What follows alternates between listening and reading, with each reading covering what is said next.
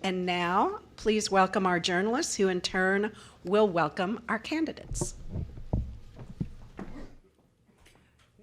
Good evening, and thank you so much for joining us, and welcome to Seattle City Club's District 6 City Council debate. My name is Angela King. I am with KUOW-FM. I am joined tonight by my fellow journalists, Natalie Swaby of King 5 News and Jim Brunner of the Seattle Times. And also joining us tonight are the candidates vying for your vote in District 6. But before we introduce them, again, a thanks to our sponsors, our presenting sponsor, Amazon, our supporting sponsor, AARP, the host, Finney Neighborhood Association. And now I would like to introduce the stars, so to speak, of tonight's debate. They are Heidi Wells and Daniel Strauss. Please help me welcome them to the stage.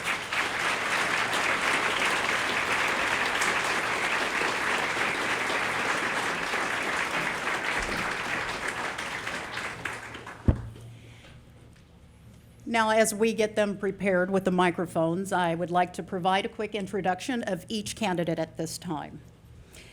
Starting with candidate Dan Strauss.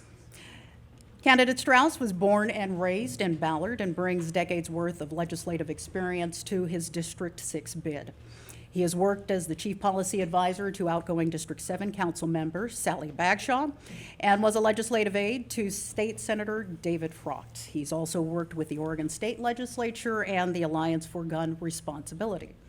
Within his more than 10 years of legislative experience, candidate Strauss is proud of his work with state, county, city, and local groups to fund transportation projects, develop green building codes, and improve local parks. And among his campaign goals, connect bus and bike lanes, support small business, expand affordable child care programs, and affordable housing in the city. Candidate Strauss, this is his introduction. Moving on to candidate Wells. She has lived in District 6 with her husband and 3 children for 17 years now.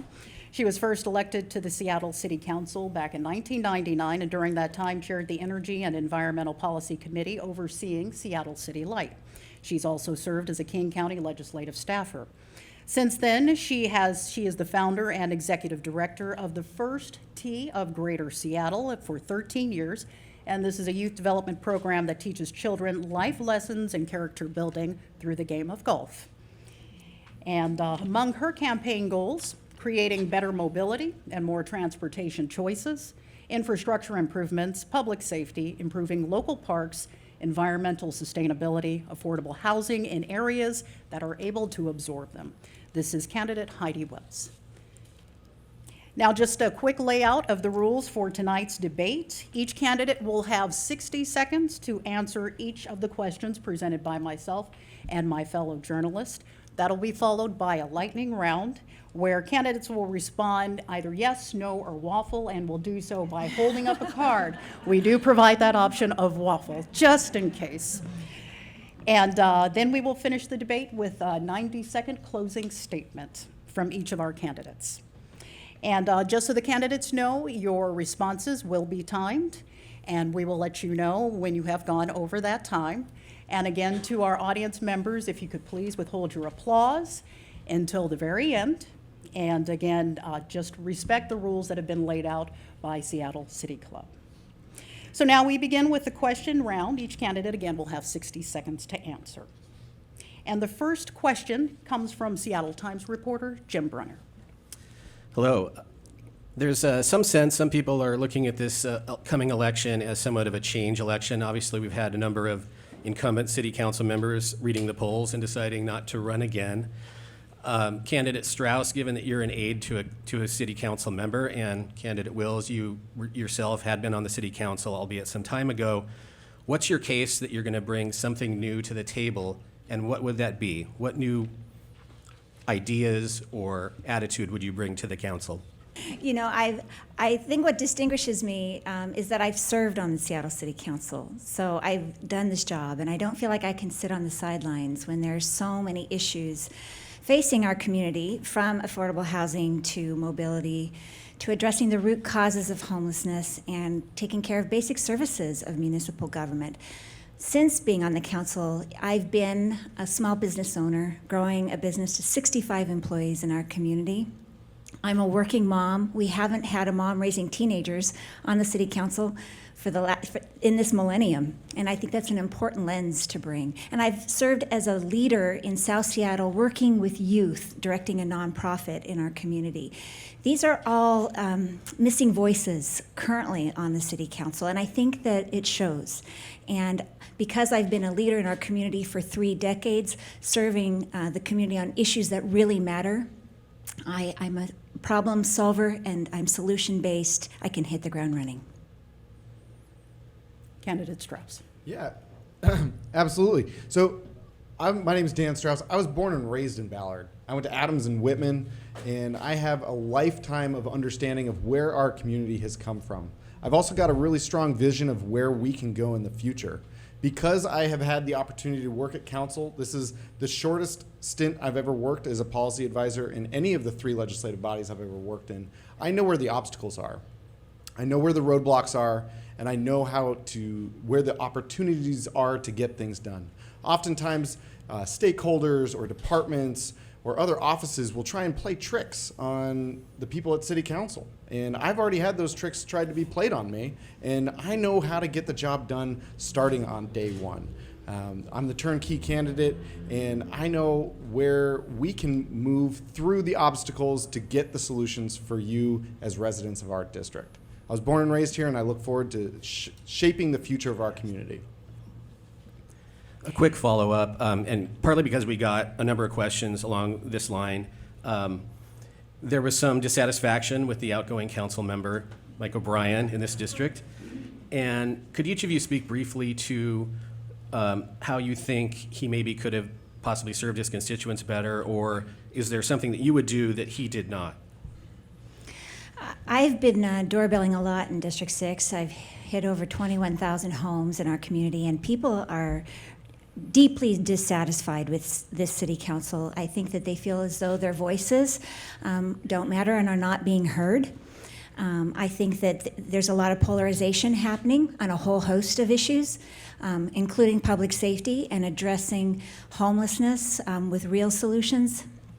I think that with regards to transportation, there's also people picking sides rather than coming at it with a balanced approach.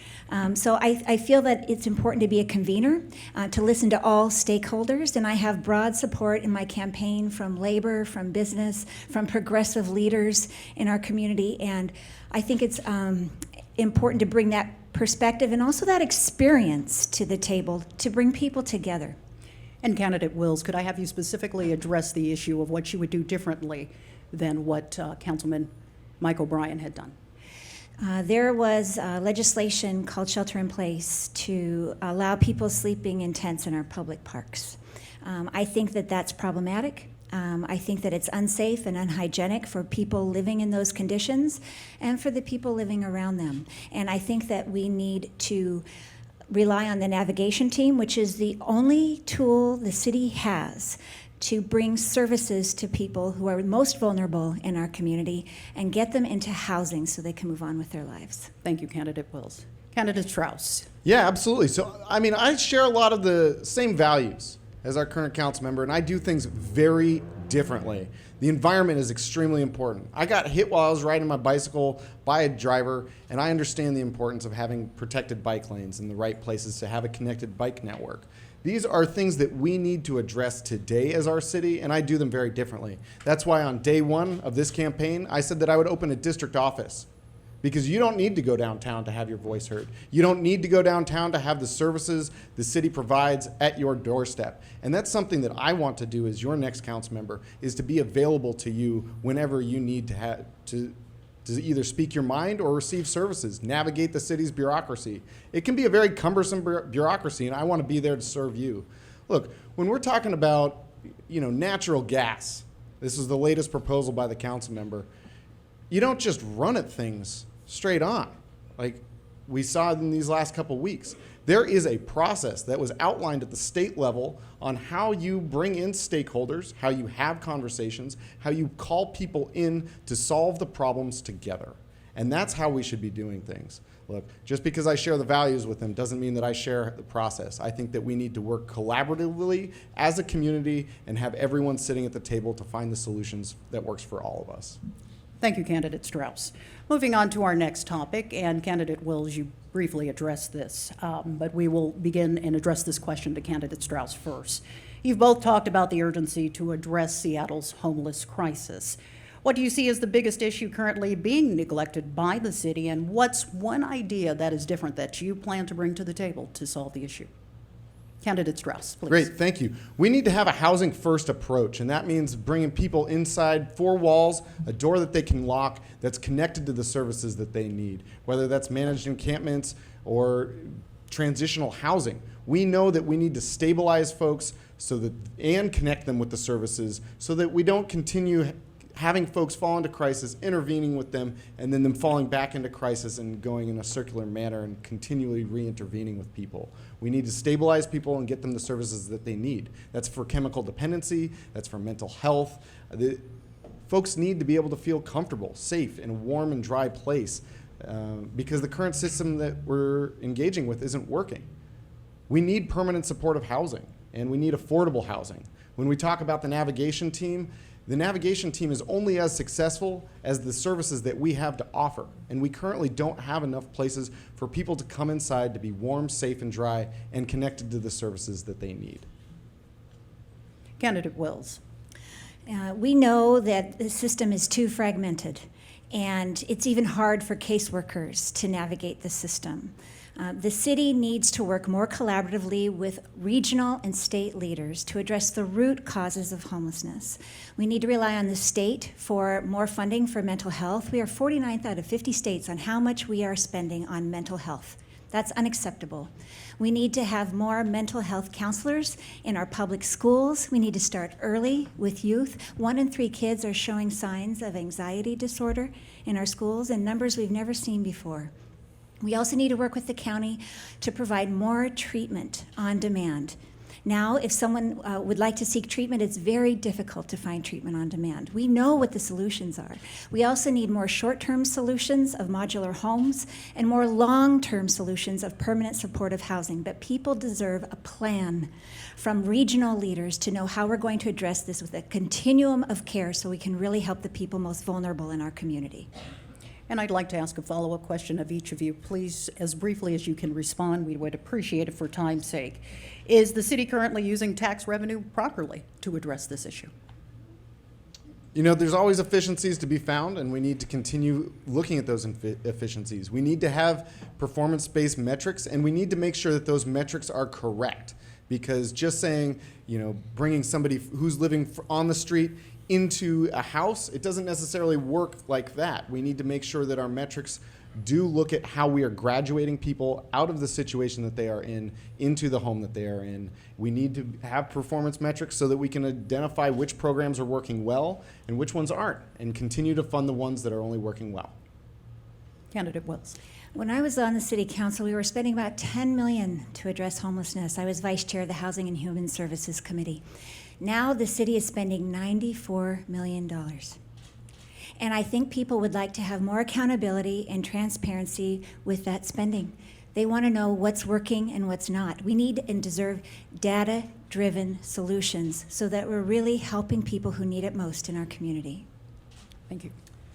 Mayor Durkin's administration has increased the number of unauthorized encampment removals called sweeps. Do you support the continued practice of removing unauthorized camps? Why or why not? And Candidate Strauss, please answer first. Yeah, unless there's a public safety or public health reason, we're just using our dollars inefficiently because we don't have a place for people to go. We need to make sure that we have the proper shelter. We need to make sure that we have the proper transitional housing. We need to have a place for navigation teams to be graduating people into. Otherwise, navigation teams are just spending our money unnecessarily, and that's money that we could be building housing, building transitional housing, or providing the services that I've heard from our community that are needed. Candidate Wills. Yes, the navigation team is really the only tool that the city has to help people find the services that they need. And we talk about people experiencing homelessness as if it's a monolithic group. And there are as many reasons why someone may be experiencing homelessness as there are people in our community. And we need to ensure that we have all the pieces in place to serve people so that they find themselves somewhere on that continuum of care to exit homelessness. We need more short-term solutions like modular homes, and we need permanent solutions like permanent supportive housing, which has been found to be the most cost-effective for the public. We know for the same amount of money, we can spend either 3 days for someone to be in jail. We can spend the same amount of money for 3 months. For someone to be in jail, 3 days for someone to be in emergency room, or for 1 entire year of permanent supportive housing. We know that's what works. Candidate Wills, could you just answer this part of it? Do you believe more sweeps are needed? So sweeps, I feel like, is a loaded term.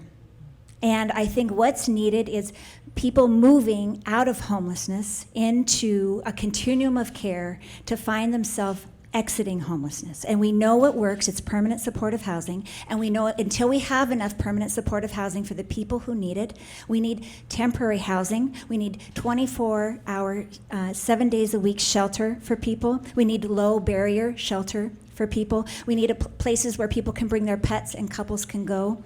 In order to move people on that continuum of care, we need the navigation teams to go to work. Thank you.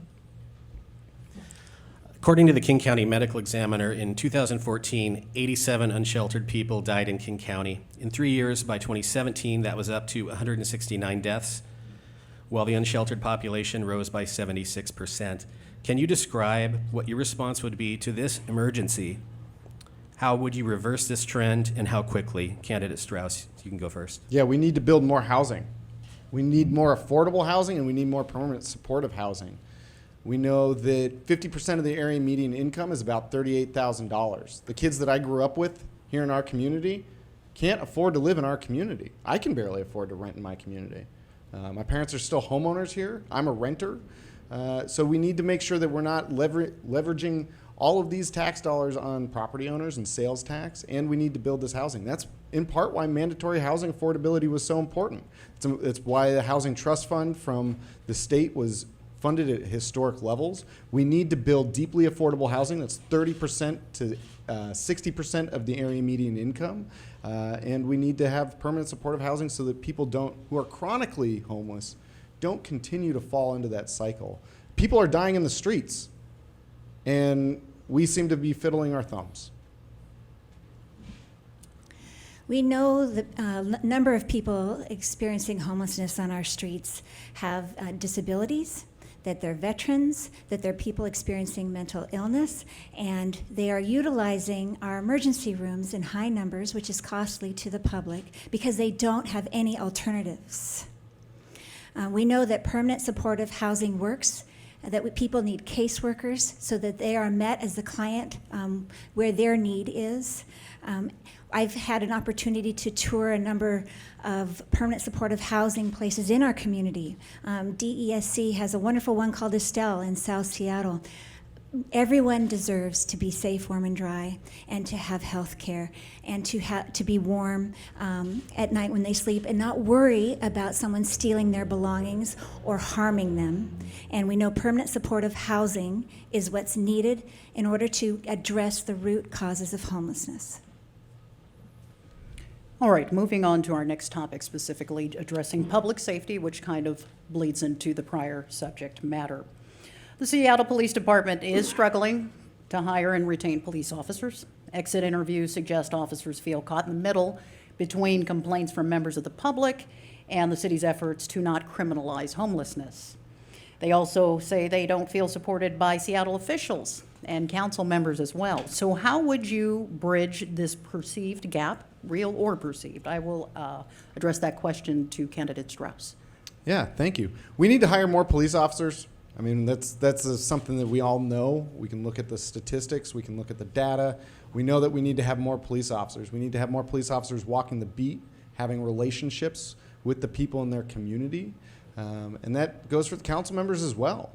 I would work with the Seattle Police Foundation to find ways that support the police officers in the best ways possible. I was just chatting with some folks at the back of the room before this all started. Seattle Police Foundation, when the Seahawks won the Super Bowl and the police had to come out and provide extra security, there wasn't enough turnaround time to get special Seahawks logos for the Seattle Police Department, right? So Seattle Police Foundation came in and made sure that there was a quick turnaround on Seahawks logoed Seattle Police Department hats. I mean, I know that is such a small thing, but these are examples of ways that I would work with the Police Foundation to find those gaps that police officers need to have filled. And I would work with them to know that they are supported by our community and work with our community. Candidate Wells. I feel like this is another issue that has polarized our community. And I think that we can have both police accountability and civilian oversight. At the same time, we can support the men and women who are serving in our police department. I think it's true that morale is low just based on the police officers that I've doorbelled in District 6, and that's been 4 of them so far. We know that we're having a hard time retaining police officers, and our vacancy rate is about 10%, and that's stretching the police department too thin, which is adding more stress to already very stressful jobs. We also know that we need to reflect the community that we serve within the police department. We need to recruit more women and more people of color to build trust and relationships with the people being served by our police department. I think that this is one of the most critical issues facing District 6. People are almost shouting at me as I'm at the door that this is a top priority for them to prioritize public safety. Staying on the topic of public safety, jurors and courthouse employees have described assaults, drug abuse, and the feeling of being unsafe along 3rd Avenue. If elected, how would you address the issues being described on 3rd Avenue? Candidate Wills, you first. Well, again, I think that it's ensuring that the police have the training, the tools, and the support they need. And that, again, gets back to what happens on the dais matters. Words matter. And when we have a current city council member, when the new police chief gets sworn in, saying that it's not the matter of a bad apple, we have a rotten tree at the police department. I think that words hurt, and it's important that, yes, civilian oversight matters, but so does words at the dais, and we need to ensure the police are getting the kind of support that they need. They have very stressful jobs. Candidate Strauss. When I talk about being a turnkey candidate, this is what I'm talking about. I've already been working with Downtown Seattle Association to identify which of the leases need to not be renewed along 3rd Avenue so that the problem businesses don't continue to be problems. I've had the opportunity in Councilmember Sally Bagshaw's office to work on City Hall Park, Prefontaine Place, and Fortson Square. If you look up on the news, we've been working to condemn derelict buildings that have been falling in and becoming a blight on the community. We've also been working on Fortson Square to ensure that new cultural Chief Seattle Club has everything that they need to build a place for people to live and receive services, and to turn places that are not functioning well as public spaces into community gathering spaces. So Fortson Square, there's an art piece there. It's literally called The Ruins. It's called The Ruins, and there's cobblestones. It's not a place that people can access easily. I've already been working with Pioneer Square Preservation Board. I know where the obstacles are. We've been working with the Courthouse Vicinity Improvement Project, and the judges down there will say that we've made more improvement in the last this year than in the last 20 years. All right, thank you. Police reform advocates have raised the issue that the mayor and city council agreed to police contracts, union contracts last year that didn't follow through on promised reforms in the city's police accountability system that's used when there's an allegation of misconduct by an officer. Now, a federal judge has been critical as well, and the Community Police Commission is asking city leaders to change the labor contracts to fully implement the new law. Where are you on this issue? Is there a specific change that you think is the most vital? How would you treat this contract issue? Well, I believe that the city council's role is actually just to thumbs up or thumbs down on the contract. We need to ensure that our city leaders respect the collective bargaining agreement within the police department. So I think that the city's council is out of its role, and I think that it's incumbent upon the mayor to ensure that we have a contract moving forward to ensure that again, the police are getting the support that they need from city leaders. Yeah, the labor movement and labor unions have brought us the weekends, family paid medical leave, things that 15-minute breaks, 8-hour workdays. I mean, the things that we rely on. And so to go against a labor contract, a labor negotiation, is not something that I'm interested in breaking. What we know is that there is an accountability framework that is set in place, that we know what it looks like, that would relieve us from being under the consent decree. We know this because it was already passed. We know what the framework looks like because it was set in place. And we were even a year through our 2-year probationary period. Now, because this was revoked through the labor negotiations, we have restarted probation. We haven't actually even restarted probation. We're just back under the consent decree fully. And we need to be relieved from this consent decree so that we can get it off our backs and continue to support the police department in the best ways possible. And what that means is that we need to have an accountability framework put in place. I'd love to work with the Seattle Police Department and the labor unions to get this done. All right, moving on to our next topic of affordable housing. Candidate Wills, earlier this year, you were quoted as saying, "Neighborhoods are what makes Seattle special." And Candidate Strauss, you've also vowed to, quote, "keep what makes Seattle unique as we grow and change." So how would you maintain the character of places like Finney Ridge, Ballard, Fremont, even though there is a need for more housing to handle these population increases? How do you reconcile the two? And I will address that question to you first, Candidate Wills. First, I'll say why affordable housing is really important to me personally, that I moved 13 times before I graduated from high school. That's a lot of moving around, and it's hard on families and it's hard on children. So having affordable housing, housing of all shapes and sizes for people of all income levels in our community is really important. I'll say also that this issue is very polarized, and it wasn't when I was on the city council to the same degree. We could talk about having neighborhood character and talk about including more housing within our community. In fact, I have flyers when I ran for city council that say just that.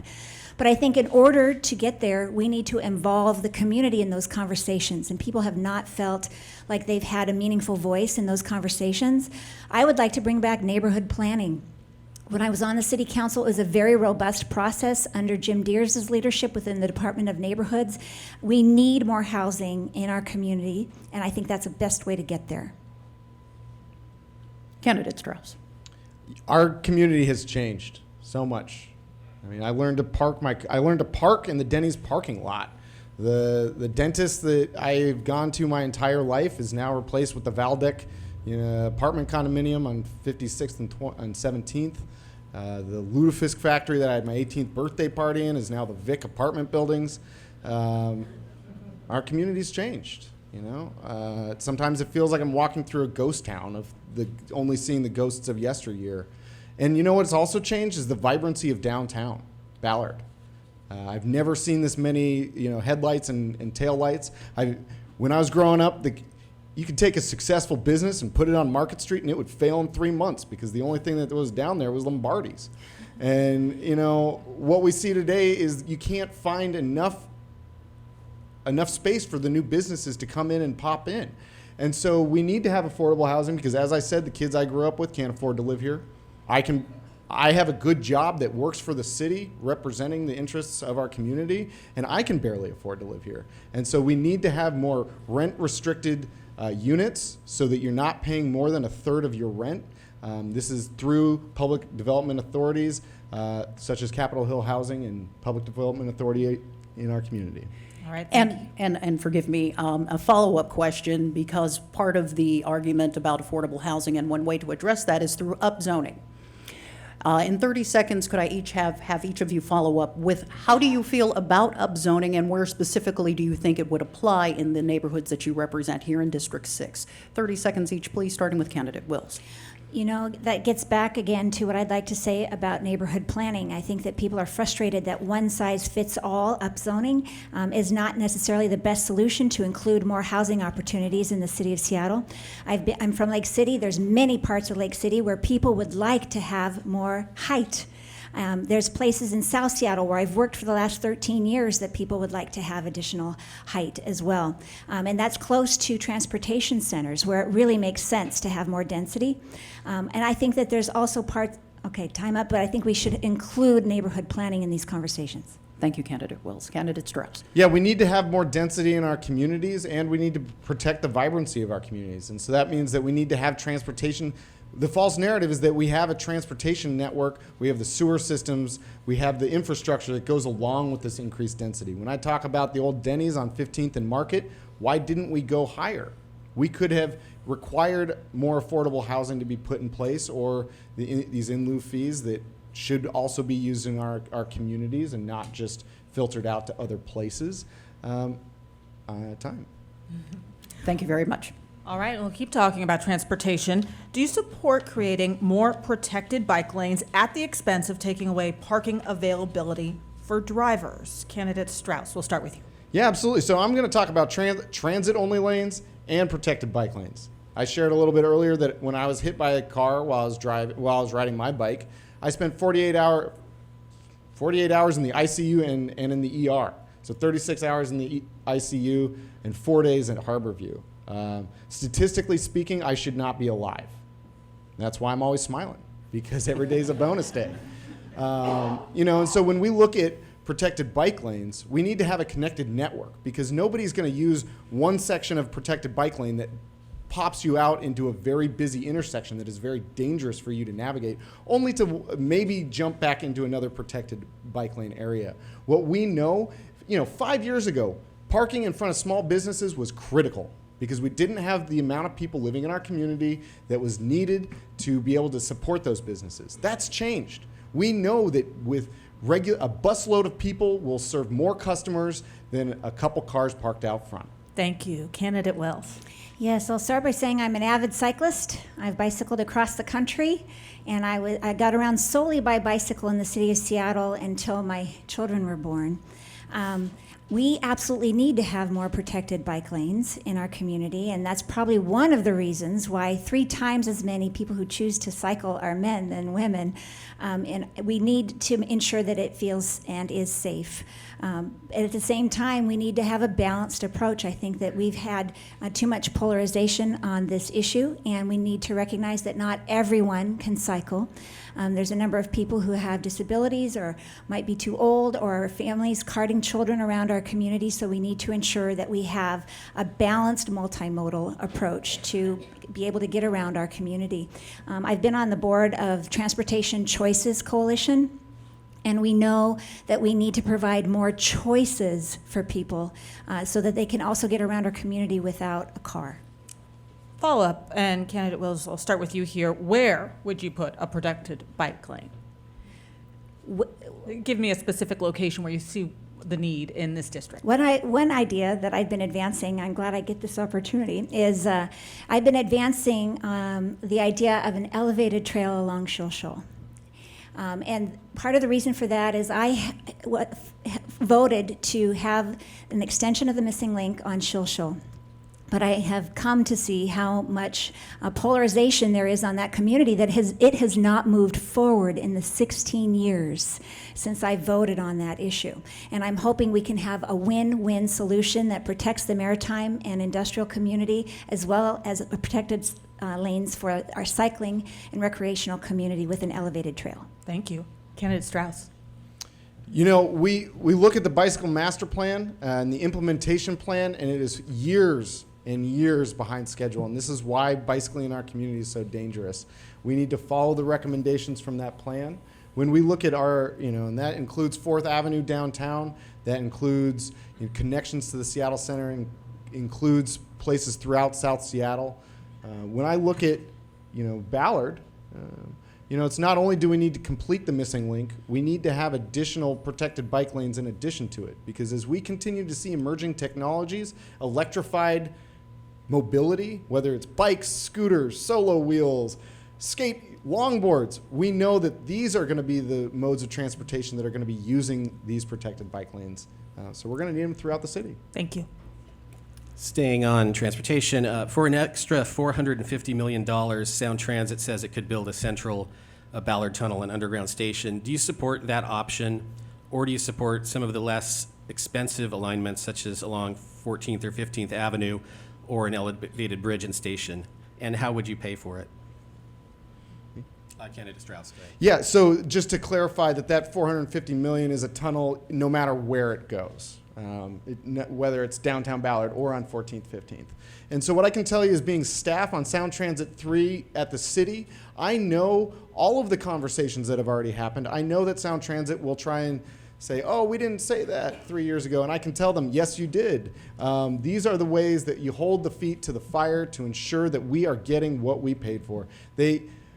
There's ways that we can streamline permitting using public right-of-way. We can have a lot of in-kind donations. We can also work with the county, the state, and the port. All of these entities are also finding a benefit in having a tunnel, because the tunnel will increase reliability and frequency of service. It will also allow us to expand those lines better. And we can always go back to the federal government for more money once we get a new president. I also support the tunnel for the reasons of reliability of the system as a whole.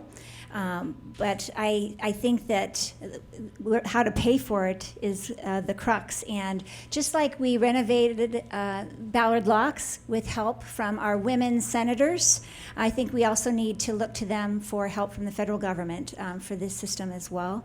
But what's really concerning to me is Initiative 976 on the ballot in November. If that passes, these questions are purely theoretical. That is the most important issue on the ballot, more important than Dan and I on the ballot, is that issue. And please vote no. All right, moving on to our next topic of business and taxes. And this question will be addressed to candidate Strauss first. Would you have supported a head tax on larger businesses to fund more homeless services and housing? And do you support additional taxes of any kind for these services? I have my entire campaign not relitigated the head tax because it has created a divisive community in our city. It's a year and a half, almost 2 years later, and we're still talking about the head tax, and we have not made any meaningful contributions to addressing the housing and homelessness crisis. That's what this conversation was supposed to be about. So here we are, a year and a half, 2 years later. We haven't made any meaningful contributions, and we're still arguing. I absolutely, when we look at do we need more revenue to address the housing and homelessness crisis, most likely the question that answer is yes. Because when we're looking at the capital costs for permanent supportive housing, these are very high costs. We can definitely find more efficiencies within our programs. That's why I've already said we need performance metrics to ensure that we're funding the programs that are working and not funding the ones that aren't. And we're going to need to build permanent supportive housing to address the housing and homelessness crisis. We need to be using our bonding capacity to its fullest ability, and we have just seen a proposal in the last couple days that would start this process. Candidate Wills.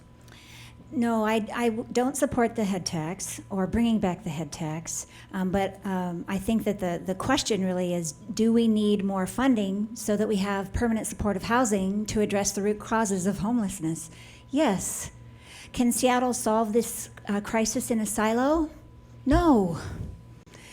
We know that we need to engage regional partners and the state to address these questions, and we need a regional tax package, but people don't have an appetite for that until they see a plan and they know how those dollars will be best utilized.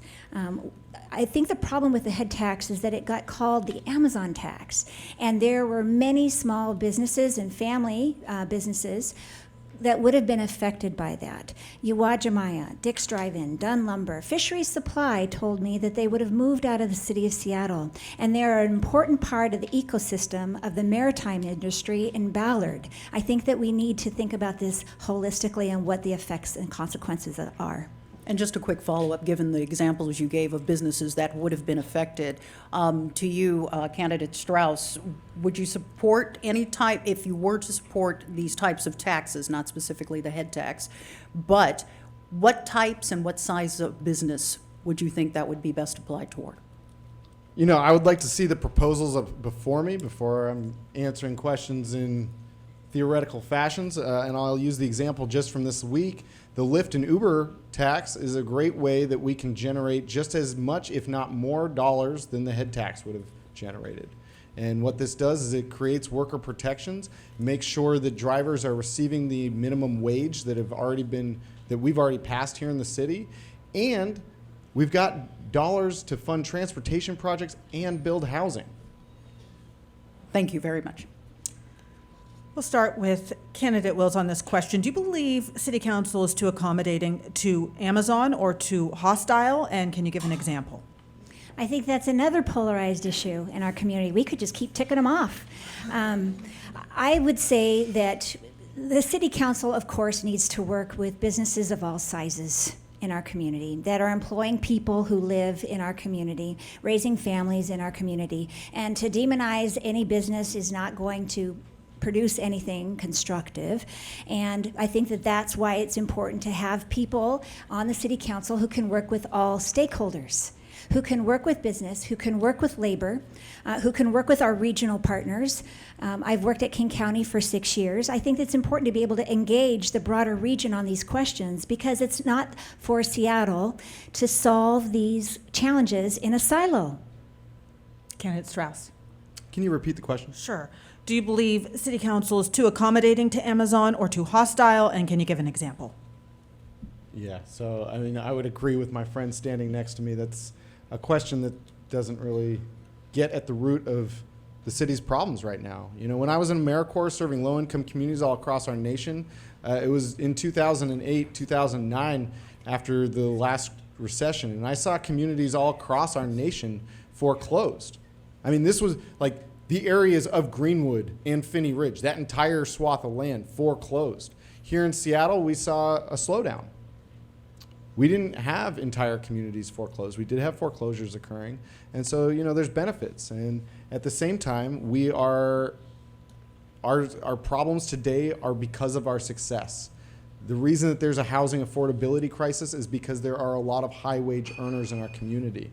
The fact, you know, and this is what has led to homelessness, the fact that we don't have affordable housing for people. And so the problems that we have today are because of our successes, and Seattle is strong. We do have the solutions, and we know how to get it done. Could I add something to that? We're going to keep Okay. moving All because right. we have quite a few questions that Okay. we'd like to get to our audience questions, but I would like to let Jim Berner take the next one. First part of this, Candidate Wills. Candidate Wills, you lost your seat on the City Council in 2003 in part due to a controversy over campaign donations connected to, you know, a relatively minor matter. It was a parking lot expansion that you went out of your way to show up at a committee and support. What did you learn from that episode, and how are you scrutinizing campaign donations and people who might be seeking to influence you now?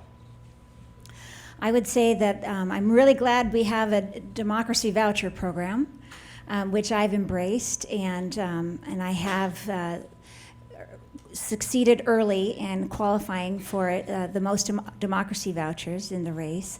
I also think that Google is your friend.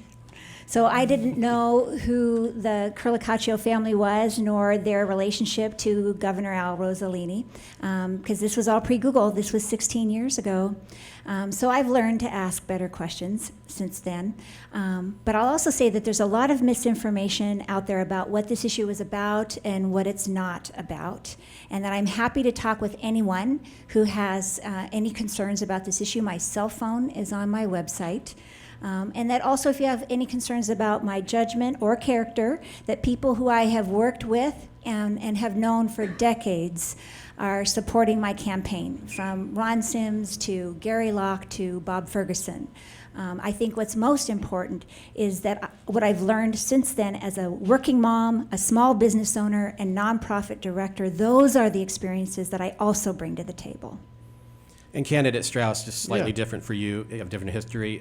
Sure. You work for a council member on business at City Hall. You've worked for other legislators. Now you're running for office. People are, approaching you with campaign donations. Are you on the lookout to make sure that you're not, allowing the politics and the donations to influence your work? Or how do you view that issue? How do you be careful if you are elected? Yeah, and I went to Nathan Hale, which was right around the corner, and we knew who everyone in the community was at that time. We know that high school students are smart. We know that high school students are leading the way with climate change, and we need to follow their lead today as well. So, while we're sitting here running for office, we also need to be looking to what the high school students know. When talking about campaign donations, yeah, absolutely. There were people who have tried to influence me, and I've returned the first 2 weeks of this campaign, I returned 2 donations, democracy vouchers at that, because I don't need to have people's money when I've got a grassroots campaign. I have surpassed you in the amount of democracy vouchers, and I have the most and the highest number of donors for this campaign, and I've maintained that lead, and I've got the highest number of the D6 donors as well. So I'm excited to have a grassroots campaign here so that I don't have to listen to any one special interest. All right, we're going to move on to some of our audience questions at this time. And for both candidates, what can the city do to make sure the new mother-in-law apartments and backyard cottages are affordable for people who make less than $50,000 a year? Candidate Strauss. Yeah, absolutely. So right now, there's no way that we can necessarily restrict that. There are provisions in the law right now that require a second ADU to be built with green building codes, and that could in the future work to be somehow restricted to the rent if changes at the state law were ever to occur. We need to make sure that these, and one of the most important ways that this last bill changed the laws was it made these structures to be more affordable to build. When we have very high construction costs, it's not very easy for people to rent them at a low rate. And that's why having them larger and higher and taller allows for traditional building materials to be used rather than having to find these specialized materials for smaller units. We need to be able to have our parents and our kids be able to live in our communities. We need to be able to use the entirety of our lot so that we're not using up all of our green space for concrete. Candidate Wills. I support ADUs. It's actually a very modest increase in the number of housing units that will become available. We have about 1,000 now, and it's estimated in the next 10 years with that legislation we'll get only another 1,400 of them. So it's not enough to ensure that we have more affordable housing for people in our community who are working in our community. These are doctors and people who are our baristas and people who cut our hair. These are firefighters that are working in Seattle and need to have a place to live close to where they work. I think that the changes that we could see made are on the mandatory housing affordability legislation, the MHA, where developers can put money into a fund to be used off-site, which will likely be in South Seattle, where I've worked for the last 13 years, continuing to bifurcate our community on economic lines. Why not have developers include affordable housing in their developments in our community too? Integration is really healthy for communities, and let's give these developers the front of the line for the permitting process. All right, we'd like to get to another audience question. This member of the audience wants to know, if elected, will you work cooperatively with the Seattle business community to solve issues of mutual concern? And they make a point to say they don't feel like that is happening now. I will start with candidate Wills. I would echo that as a small business owner myself. And that may be part of the reason why I have the support of the business community in this race. Our Greater Seattle Chamber of Commerce, 80% of the membership represents small businesses like mine in our community. I think that it's vitally important that that is one of the stakeholders that city council members are able to reach out to and work with. Because if we have strong neighborhood business districts, We have strong neighborhoods, and that's part of what makes Seattle great is our independent businesses in our neighborhood districts. I think that the city council can be doing much more to support small business. Candidate Strauss. I will absolutely be working with small businesses to make sure that their concerns are met.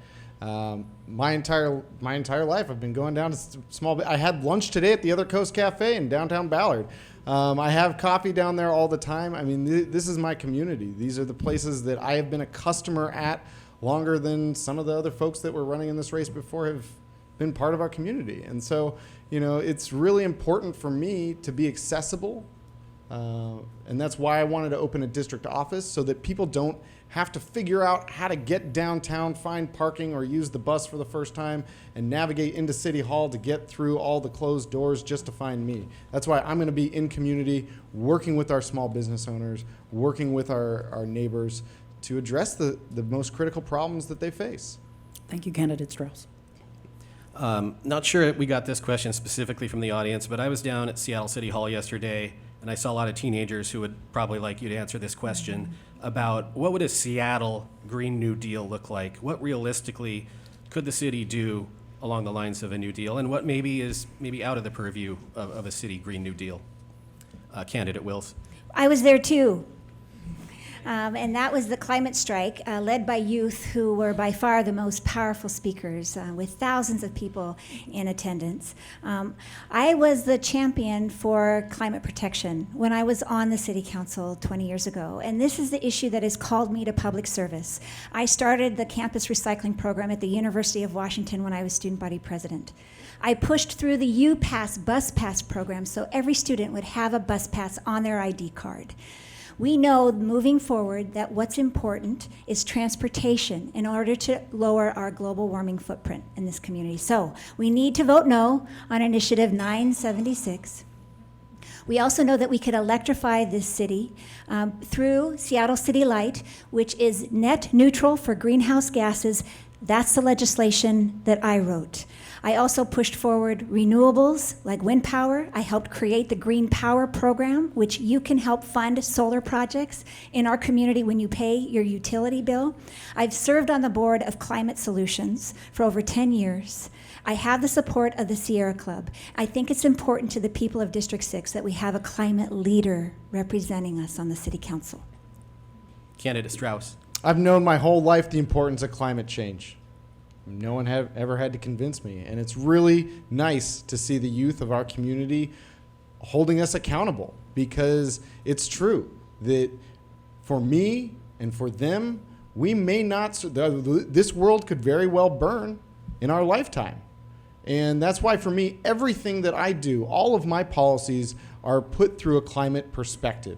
That's why I want to see transit-only lanes so that we can allow people who don't want to rely on their cars to get out of their cars. That's why I want to see electrified modes of transportation, being able to have space in our community to get around safely. That's why I want to see green building codes. That's why I want to see solar being required in all of the buildings, so that, because we know that renovation costs to put in projects like solar or electric charging vehicle charging stations can be the prohibitive costs. This is why I want to pass the tree ordinance. I've already been working on the tree ordinance. You want to talk again? Turnkey candidate. I've been working on the tree ordinance, and I will be able to get it done to protect our tree canopy and make sure that we have a cool community that creates oxygen. All right, moving on to our lightning round. If you have your cards ready, yes, no, waffle. We have 3 quick questions, and then we will get to your closing statements. First question, do you support congestion pricing for downtown streets? Yes or no? With equity concerns Ditto. addressed. Ditto. All right. Do you support building a new North Police Precinct? That's yes for both. Yes for both. It's already being built. Both candidates answering yes. Do you support safe injection sites? Okay, candidate Wills saying no, candidate Strauss saying yes, and very quickly in 30 seconds, yes, why do you support them, why do you not? Candidate Wills, why do you not? I've visited Vancouver. the InSite. I toured the InSite safe injection site. Of course, people care about harm reduction, but I cannot imagine that in Seattle, let alone in District 6. There are so many people suffering from opiate use disorder, 23,000 in King County alone. One of these sites can serve between 300 and 500 people. It's just not scalable. And it's expensive at $1.5 million per site. Those public funds would be better spent on treatment on demand. Quickly, Candidate Strauss. Yeah, absolutely. I support it because harm reduction models work. This is how we address the HIV outbreak here in North Seattle. We also know that this is not a legally viable path.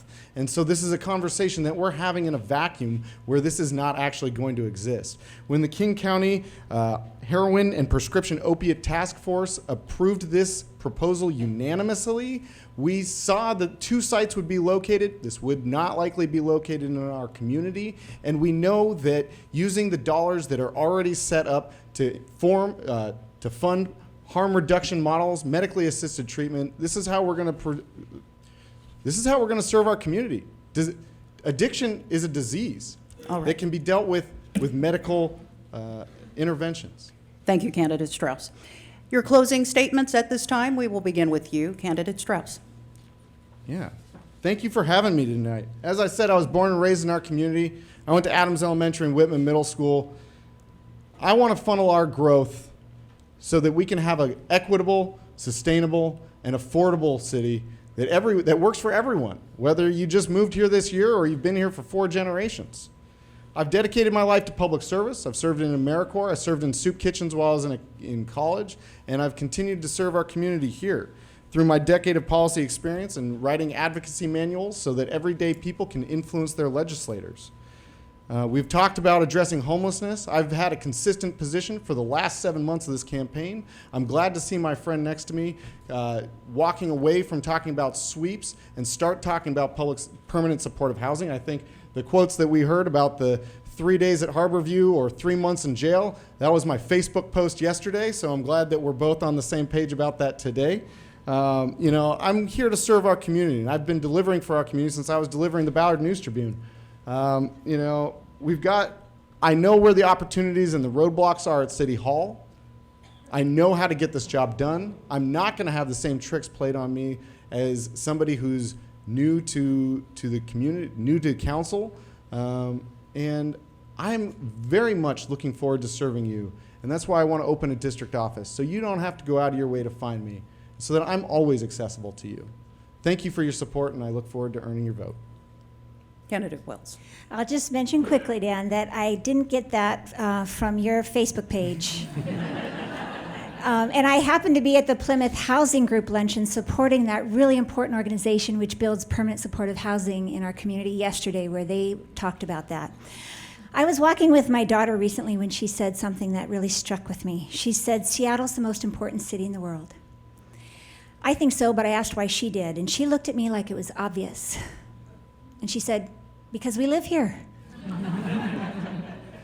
Local issues matter. My campaign's knocked on over 21,000 doors, and I've talked to thousands of people.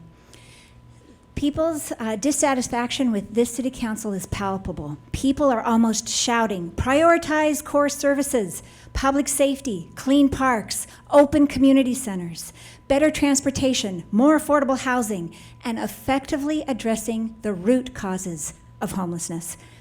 We haven't had a mom with teenage children on the council in this millennium. As a working mom, former council member, climate leader, small business owner, and nonprofit director, I bring a broad perspective, and I have broad support. From labor, business, the Seattle firefighters, the Sierra Club, the Seattle Times, the Sailors Union of the Pacific, which is core to the maritime industry in Ballard, and dozens of progressive leaders, including Reuven Carlisle, Jamie Peterson, Bob Ferguson, Hillary Franz, Dow Constantine, Gail Tarleton, Jim McDermott, and many more. And that's because I've been fighting the fight and working on these issues in our community for the last 3 decades. I'm hopeful, collaborative, and effective. I care deeply about our community, and I ask for your vote. Thank you.